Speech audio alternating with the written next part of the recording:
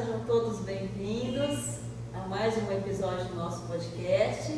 Salve, minha amiga parceira, Larissa Ferrari.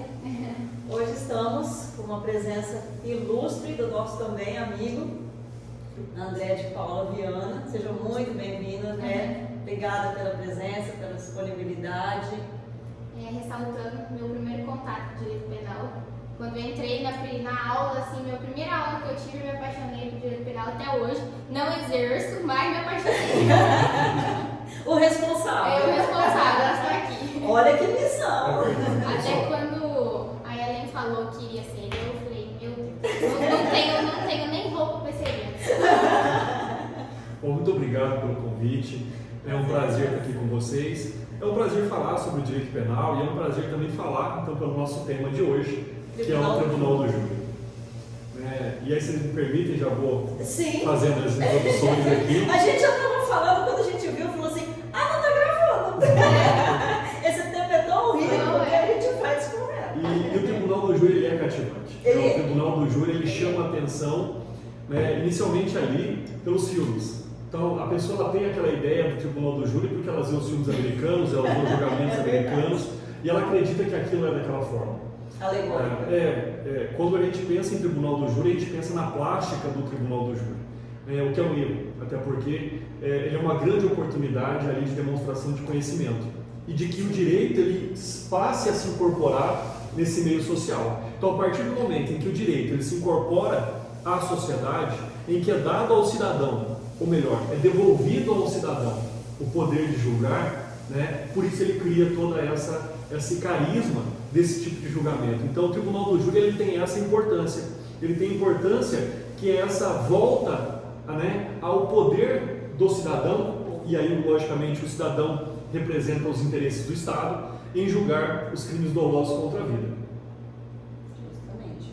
E é o que mais a gente vê, assim, justamente quando eu estava falando dessa parte alegórica dos filmes, e a pessoa acha que vai criar efetivamente aquela solução, aquela justiça tal qual nos filmes. E aí é um outro detalhe, porque o que acontece? Nos filmes eles colocam o julgamento como se fosse um julgamento unânime, onde eles se reúnem, eles discutem. Exatamente. E na prática não. Na prática o que a gente vai observar é que ali a sociedade, por ser um julgamento social, ele tem logicamente uma perspectiva diferente. Por ser um julgamento social, é aquilo que aquelas pessoas, naquele momento, naquela localidade, pensam em relação àquele assunto. Não é um julgamento jurídico, é um julgamento social. Então, por ser um julgamento social, logicamente que existem esses embates com a própria lei. Ou seja, e é por isso que, por algumas vezes, julgamentos são anulados, são cassadas essas decisões pelos tribunais, pela justificativa de que os jurados julgaram contra as provas dos autos. E aí, aquele que foi acusado ele é submetido novamente a um novo julgamento, com outros jurados, para de fato se ter a certeza se aquele pensamento ele vai então se subsidiar ali, se ele vai se sustentar no segundo julgamento. E aí sim, se esse segundo julgamento então se sustenta sobre os mesmos argumentos, não há mais recurso sobre esse mesmo fato, ou seja, não caberia recurso sobre o argumento de que os jurados julgaram contra as provas dos autos. E aí surge uma questão extremamente interessante, que é, os jurados eles têm contato com os autos de que forma? Por um resumo que é feito pelo magistrado, além disso, por as provas que são produzidas em plenário, então, ou seja, ele não leu todo o processo, ele não viu as provas periciais e, logicamente, ele vai se deixar levar por muitas situações que acontecem ali, como a gente falou, por toda a alegoria, por todo o comportamento, pelo embate entre a defesa e a acusação. Que não deveria existir. Exato, porque isso não é pessoal. O advogado, quem está ganhando, o advogado ou o promotor? Exatamente. De que lado você está? Até na hora dos quesitos, mas de que lado que você vai julgar? Você vai votar com o promotor ou você vota com o advogado? Como se fossem opostos, ou se quisessem o oposto. E na verdade não. Todos ali querem a justiça. E a justiça não é muitas vezes somente a condenação, mas também não é a absolvição, mas que apenas seja aplicada de forma justa, que as circunstâncias do fato sejam então observadas. Então, a partir do momento em que se cria essa disputa, essa pessoalidade do julgamento, ela não deveria existir. Então, esse é um primeiro aspecto. E aí, quando a gente pensa em Tribunal do Júri, ainda existem outros quesitos. Qual é? O aspecto que ele se restringiu tanto. Hoje o tribunal do júri, por mais que ele tenha as opções legais, né, todos os crimes dolosos contra a vida. Só homicídio. E aí, para os nossos telespectadores, aí, para aqueles que acompanham então o podcast, né, quais são esses crimes? Homicídio doloso, tentado e consumado, aborto, né, o infanticídio e o crime de instigação, induzimento e auxílio ao suicídio e automutilação. Agora eu pergunto, qual desses outros crimes a gente já viu no tribunal do júri? Senão o homicídio tentado e consumado. Então a restrição de todo um aparato, de todo um julgamento, de toda uma estrutura que tem na sua norma os princípios constitucionais, não tem hoje muita relevância sobre esse aspecto de amplitude de se fazer justiça. Tanto é que hoje existem pesquisas a respeito do tribunal do júri, se ele já não é um sistema anacrônico, ou seja, fora do seu tempo e fora da sua realidade. Porque se é para ter um julgamento social, então garanta-se à sociedade decidir. Se não é para ter um julgamento social, então deixa para o magistrado julgar. Não haveria necessidade, muitas vezes, de se tirar algumas semanas do começo do ano, algumas semanas no final do ano, do ritmo, né, ali de movimentação processual, de trabalho dos cartórios, para você fazer um verdadeiro evento, porque hoje a sessão de julgamento do tribunal do júri é um evento, você para os trabalhos, você para muitas vezes por uma semana inteira, né? Então, assim, não sei se essa questão do tribunal do júri como anacrônico não estaria viável. Isso já foi discutido, né, numa matéria publicada pelo ministro Gilmar Mendes. Sim. E ele falou muito sobre isso, sobre essa questão de se rever, de se analisar se de fato o tribunal do júri continua cumprindo a sua missão constitucional. Né? Por quê? Se não é ali simplesmente um ato solene a ser praticado.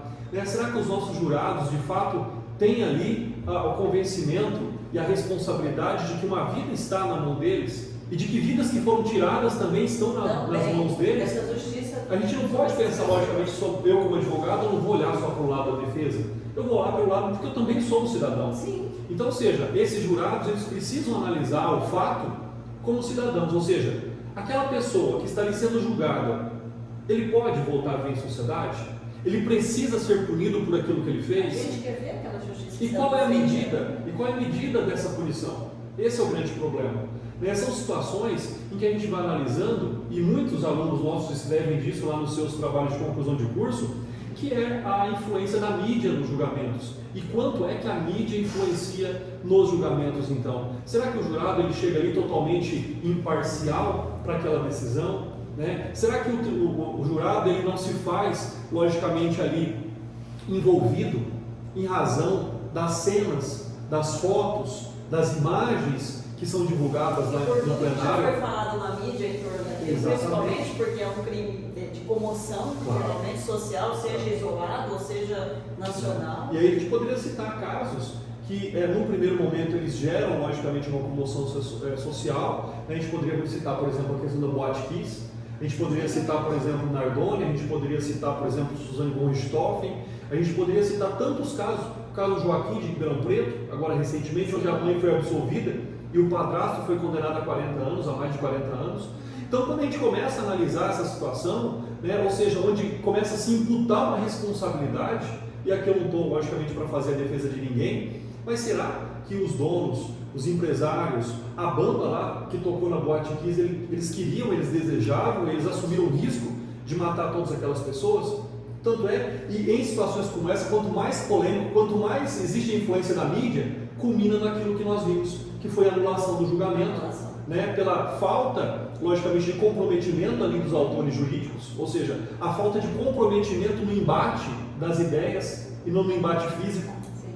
Então são situações como a gente vê, né, e quando a gente fala em alegoria, a gente vê os vídeos aí no TikTok, e vídeos reais, né, que o advogado toca violão no plenário do tribunal do júri, que o advogado e o promotor entram no embate físico, onde as ofensas passam a ser pessoais, sim, ao invés de defesas, sim, de uma tese, de defesa ou de acusação, né? Então, assim, é onde a gente vai vendo esse aspecto, ou seja, quem mais convence. A gente não sabe se é realmente, porque o tribunal do júri, ele é uma cláusula técnica, então ele não vai deixar, né, de ter esses crimes julgados por ele. Porém, até quando o aparato está sendo feito, André, no sentido dos jurados terem esse preparo, de não estarem sendo levados pela mídia exploradora, porque às vezes parece mais uma arena de muda. Um ponto que a gente pode citar é da Nardone mesmo, o fato do juiz ter colocado o som lá fora para o pessoal escutar a sentença, né? Que foi todo aquele momento de euforia, né? No momento da sentença ali. É como se fosse um mega evento. A final da Copa do Mundo. Exatamente.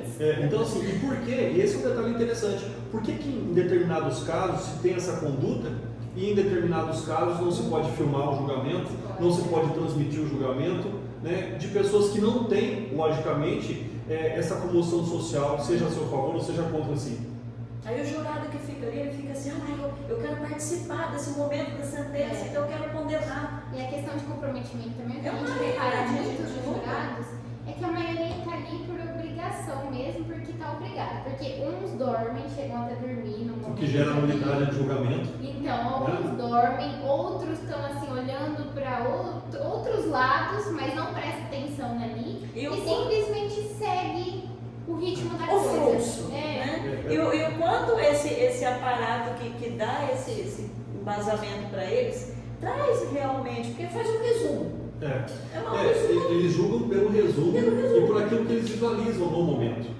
Né? Então, seja, se o jurado está presente, se o acusado está presente, se a vítima está presente, se a família da vítima está ali, e a família da vítima muitas vezes ela está emocionada, ela chora, ela grita, ela pede justiça, eles vão uniformizados com camisetas com o rosto da vítima pedindo justiça. Então todos esses aspectos eles têm que ser. Exato. Né?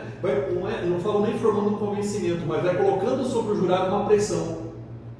Ou seja, se eu represento a sociedade e se a sociedade nesse grito, né, ela pede isso, como é que eu vou contra isso, mesmo que eu pense diferente disso? Então, assim, são situações que a gente vai observando na prática que, logicamente, nós temos muitos critérios a serem observados quando se fala em tribunal do júri. Né? O tribunal do júri ele é algo extremamente especial.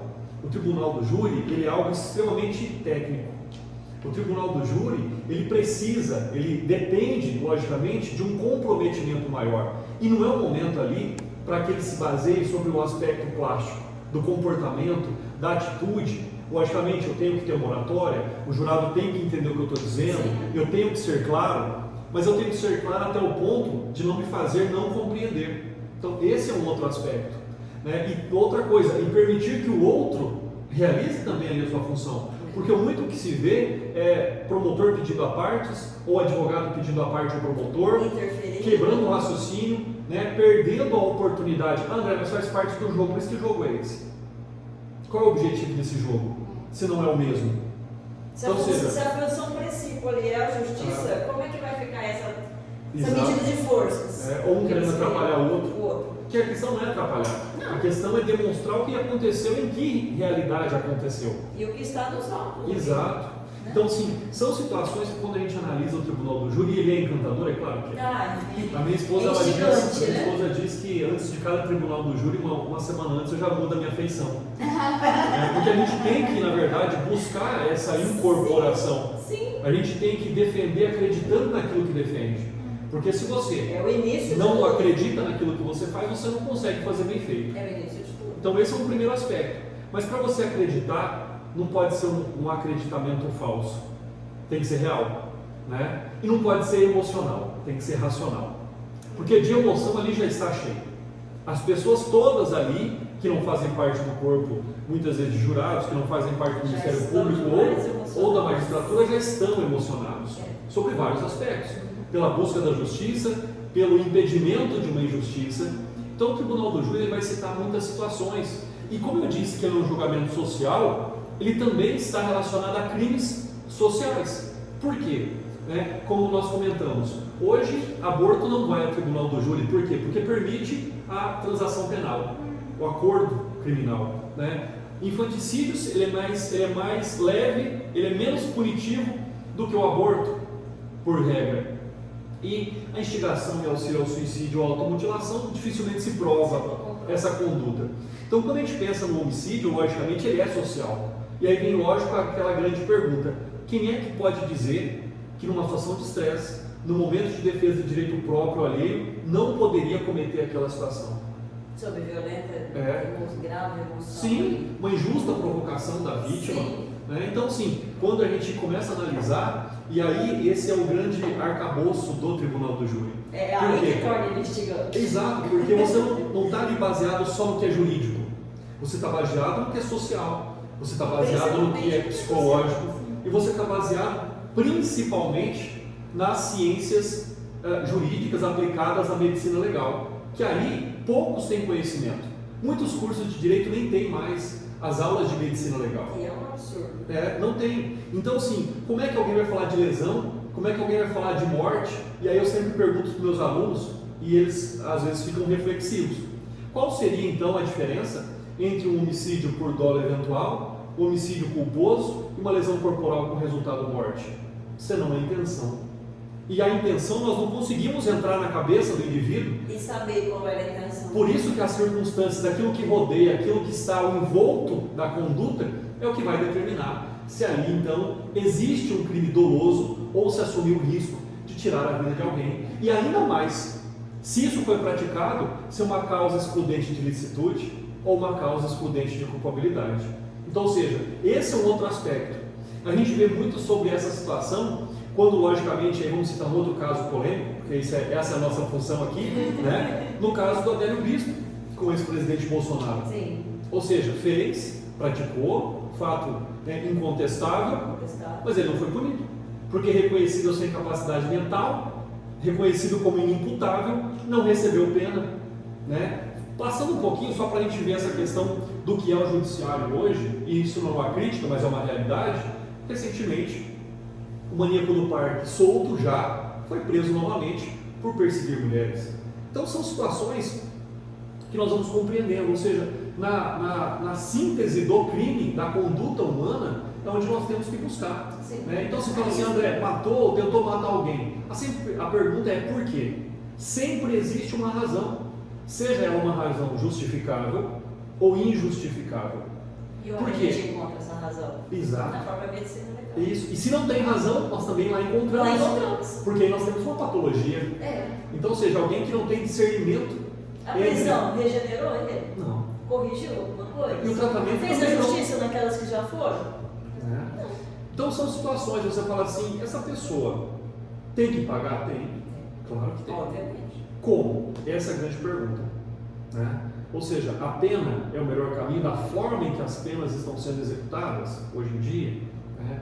Hoje o Tribunal do Júri é uma exceção à regra da execução da pena antes do trânsito em julgado. Porque se a pessoa for condenada a uma pena igual ou superior a 15 anos, ele sai do Tribunal do Júri para o cumprimento da pena, já perde a sua liberdade ali. Então também é uma exceção, ou seja, ali o princípio constitucional da presunção de inocência, né, ele não vai se aplicar, onde só se pode executar a pena após o trânsito em julgado. Então o Tribunal do Júri tem todas essas características, o Tribunal do Júri ele tem todas essas particularidades, né? E com certeza o assunto Tribunal do Júri rende muita curiosidade, muito interesse. Rende muito. A hora que a gente colocou que ia fazer Tribunal do Júri, o tema era esse, já começaram perguntas, já falei, gente, a ideia não é polemizar, mas é impossível não tratar sem polemizar, sem chegar nesses pontos, até que ponto está sendo viável. Né? Não vai deixar de existir. Essa é a grande pergunta hoje. E a gente não vai deixar de ter paixão. Todos nós que somos do direito não vamos deixar de ter paixão. Esse é o grande questionamento. Até que ponto o Tribunal do Júri hoje cumpre a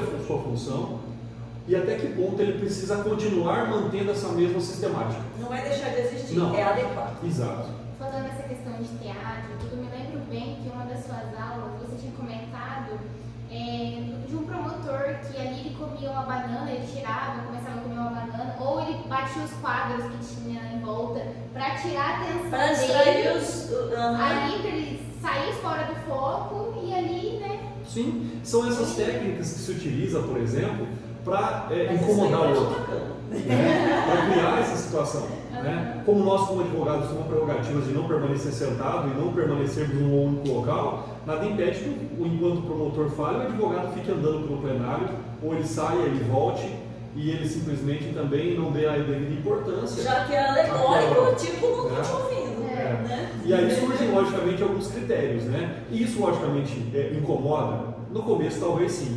Depois de alguns tribunais do júri, né, já conhecendo a parte contrária, por que eu digo isso? Porque em comarcas pequenas, quando a gente vai lá fazer um tribunal do júri, talvez eu já fiz 2, 3, 5 tribunais do júri com o mesmo promotor. Então nós já nos conhecemos, né? E termina o tribunal do júri, nós vamos tomar café juntos. E na hora do almoço, talvez a gente almoce junto. Então, ou seja, é algo que a gente já sabe como lidar com o outro. A gente já sabe o que incomoda o outro. Né? Mas eu, particularmente, prefiro não entrar nesse jogo. Né? Quem quiser entrar nesse jogo de tirar a atenção, fique à vontade. Mas eu acho que isso não é justo com o jurado.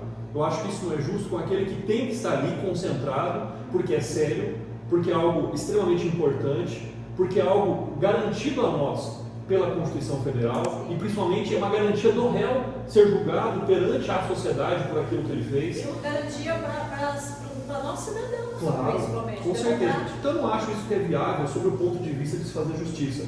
De alcançar um objetivo, de vencer ou de perder, talvez seja.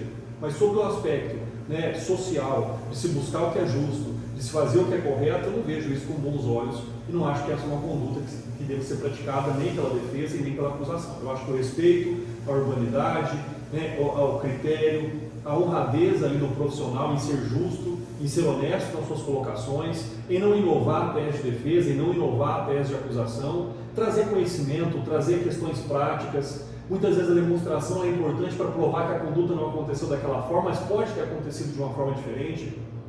Acho que isso é fundamental, né? Sem, logicamente, o sensacionalismo. Acho que isso não leva o tribunal do júri a um crescimento e não leva o tribunal do júri... É levar a justiça. Exato. Né? E a não aquela medida de forças. Né? Não é um embate. Não é um embate. E se for, que seja só nas ideias.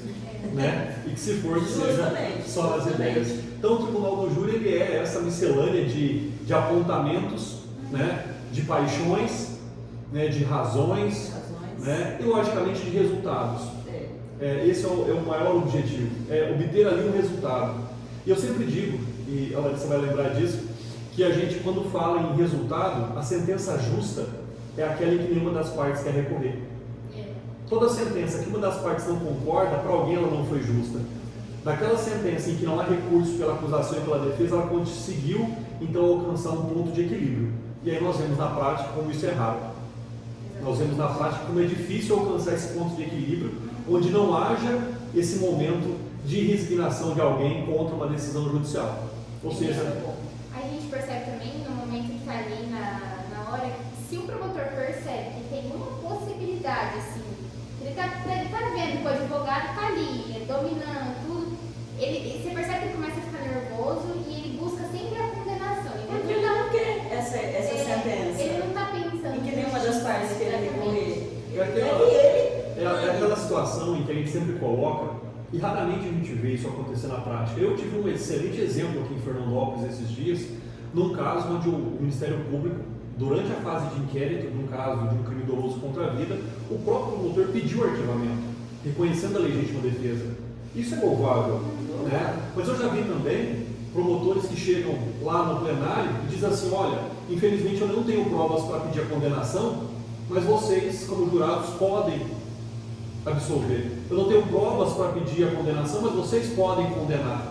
Então, ou seja, por que chegamos até ali?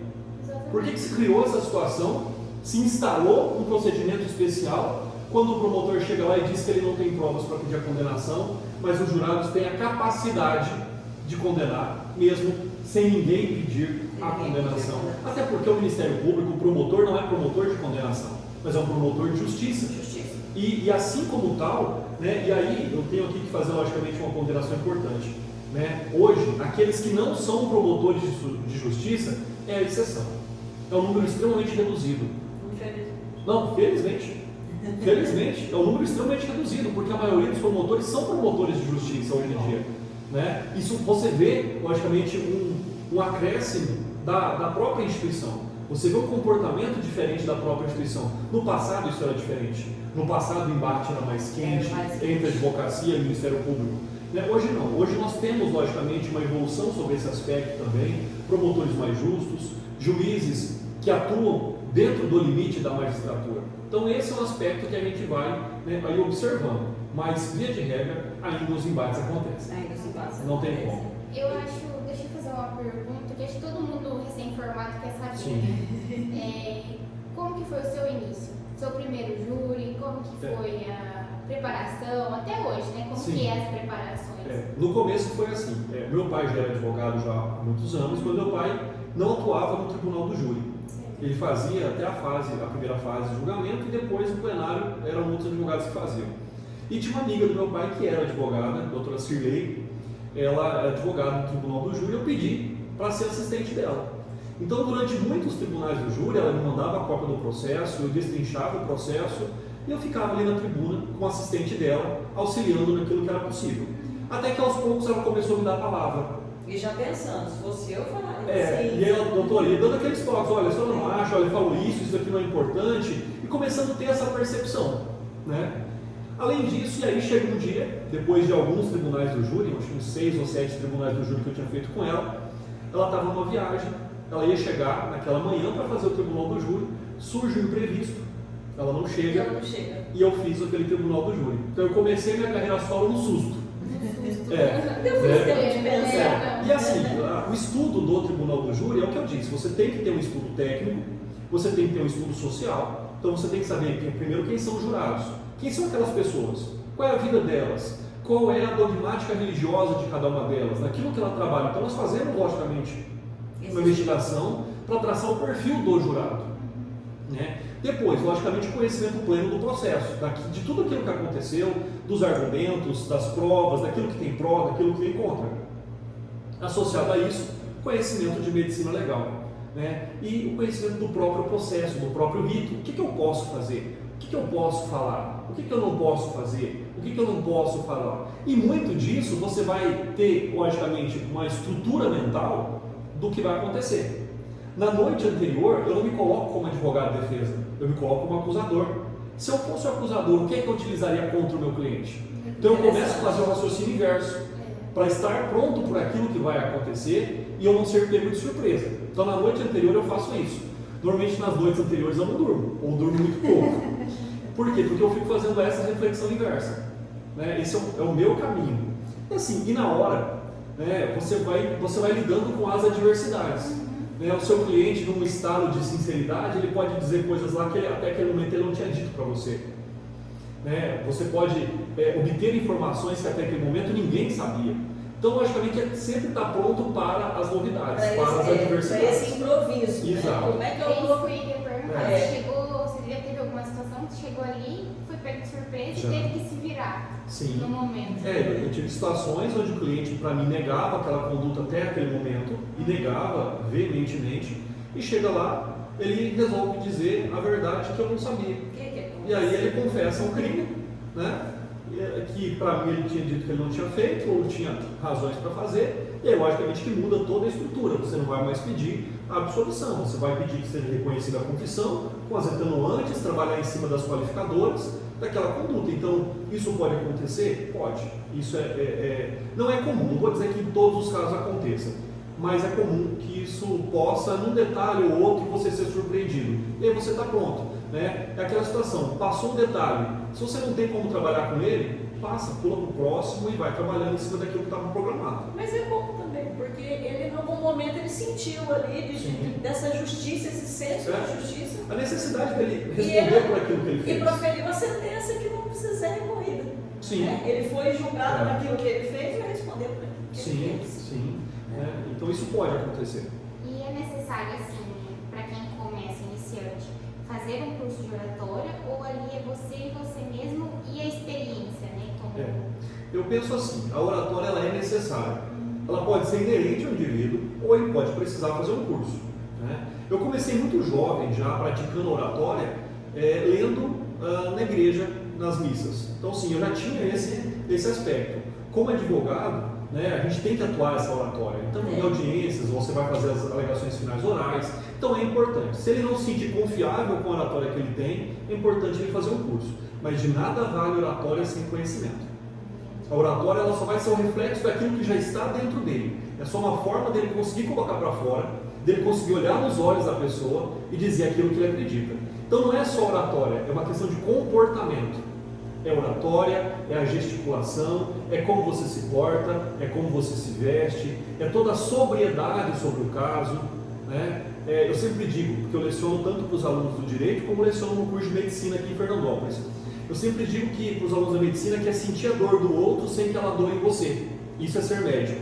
O advogado não é diferente disso. Não é diferente. É Né? uma ciência social, né? Nós temos que sentir. E aí, Ellen, você cita algo que eu acho que é muito importante. Né? Infelizmente, nós não formamos mais cientistas jurídicos e sociais.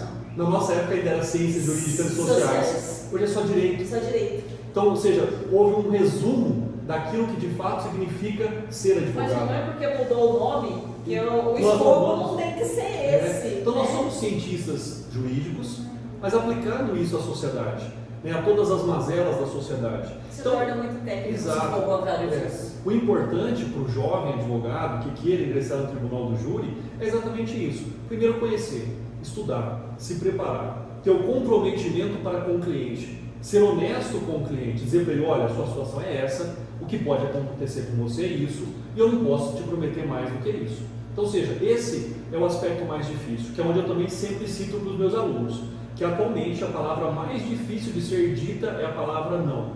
Não é possível, você não pode, não vai ser assim. Então, ou seja, nós temos que ter essa coragem. Não é justiça você matar e ser absolvido. Sim, por mais que quem tenha que provar a culpabilidade é a acusação, Exato. e por mais que ele seja inocente até que se prove o contrário, mas nós temos que ter essa consciência. Essa consciência. Você vai conseguir conviver com esse fato na sua vida, deixando ele aí dentro, deixando ele oculto aí dentro? Esse é um fato. Essa é uma situação. Então, jogar essa situação para o cliente para que ele possa compreender o que ele está vivendo, para que ele possa compreender o que a sociedade está vivendo em razão daquele fato que muitas vezes ele concorreu para que acontecesse. E isso, logicamente, para o jovem advogado, às vezes vai ser difícil no começo, porque ele vai gerar uma insegurança de como lidar com essas situações, de como lidar com a imprensa, de como lidar com a mídia. Né? Então, normalmente no começo, é começar como eu comecei, como assistente, né? Trabalhando, acompanhando, aproveitando-se da experiência de alguém que já viveu muita coisa. Então, todos esses aspectos. Por mais que meu pai não fizesse o tribunal do júri, né, toda a minha base sólida da advocacia foi ele que formou. Né? E não porque ele me dizia como fazer, mas porque eu me espelhava naquilo que ele estava fazendo. Então esse é um aspecto, é buscar referências, é buscar exemplos e se espelhar. Eu acho que esse é o primeiro caminho. Mesmo que você não trabalhe com ele, com esse advogado, hoje nós temos formas. Vai ter um tribunal do júri de alguém que você admira, vai lá e assista. Né? Hoje nós temos as redes sociais, nós temos YouTube, nós temos grandes juristas, nós temos júris que são gravados. Hoje nós temos a oportunidade de assistir júris, né, virtuais. Então, assim, nós temos hoje muitas opções. E além disso, outra coisa que eu recomendo para os jovens advogados, a própria OAB vai ter um curso de formação do Tribunal do Júri. Por quê? Porque nós temos o advogado que vai atuar como particular e nós temos o advogado que vai atuar pela Defensoria Pública, pelo convênio. E para ele poder atuar pelo convênio tem dois requisitos. Ou ele vai ter 5 tribunais do júri como particular, ou ele vai fazer esse curso na OAB lá em São Paulo, né, de formação para o Tribunal do Júri. Então essa é uma hipótese também. Eu acho que essa é uma formação importante. Na minha época não tinha, acabei não fazendo. Aprendi na raça, aprendi com a vida. Mas hoje já tem essa opção. E é uma boa opção também para aqueles que querem, né, fazer o Tribunal do Júri, atuar como defesa e como assistente de acusação no Tribunal do Júri. O que eu percebo, André, o que a gente percebe com os alunos é que hoje eles são muito imediatistas. Eles querem uma pergunta, uma resposta. Não é o que a gente estava falando. Se algo tiver mais do que 5 minutos de leitura, eu não quero ler. Se eu tiver que assistir um podcast de mais de 20 minutos, eu não quero assistir. É um retorno imediato também. Ele quer pegar ele quer ganhar, ele quer fazer isso. E para quem quer atuar no Tribunal do Júri, é totalmente o contrário. Você vai se debruçar no processo, você vai ler ele mais de uma vez, você vai encontrar pontos ali, você vai ter que estudar a parte. E é uma carreira que é construída passo a passo. Passo a passo. Né? Não dá para ser imediatista. Eu me formei no final de 2004, eu comecei a trabalhar, advogar no começo de 2005, né? Então assim, já estou indo para 18, 19 anos de advocacia. Então o que a gente vê é essa construção. Eu digo que os primeiros 10 anos da advocacia é essa construção, essa consolidação da personalidade profissional.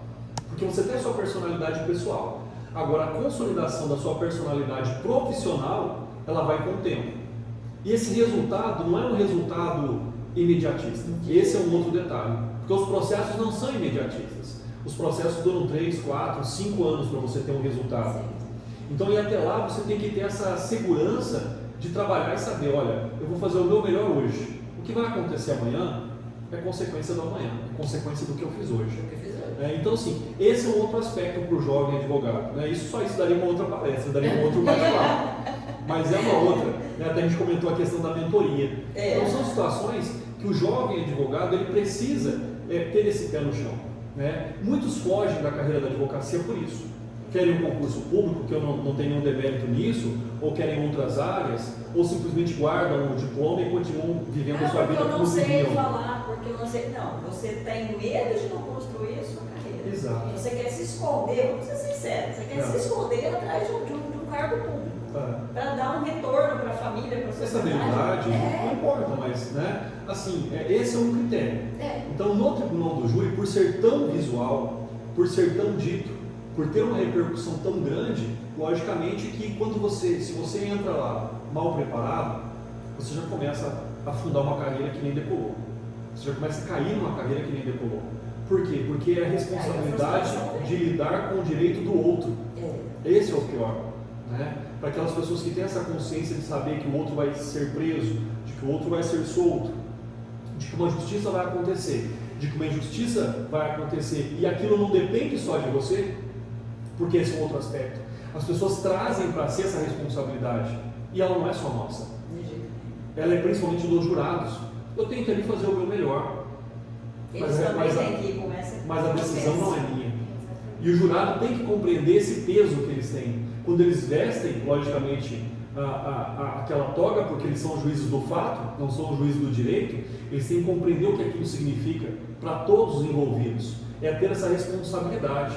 Né? Eu até prego que, quando a gente pensa no jurado, logicamente que existem requisitos para serem jurados, mas nós deveríamos ter mais requisitos. Talvez falte o requisito, em alguns casos, mais importante, que é a vivência, que é a sabedoria da convivência humana. Né? Então, ou seja, serem muito jovens, serem muito imaturos, porque o único requisito é ser maior de 18 anos e ter uma reputação ilibada, ou seja, alguém que não tenha nada que o desabone. Eu acho que isso ainda é muito pouco para ser alguém que vai julgar a vida do outro, que vai julgar a vida daquele que se perdeu. O emocional está muito aflorado ainda. Então são situações que a gente tem que buscar esse equilíbrio. Eu acho que o Tribunal do Júri ele precisa sim de reformas, mais uma vez ele precisa de reformas e ele precisa dessa atualização.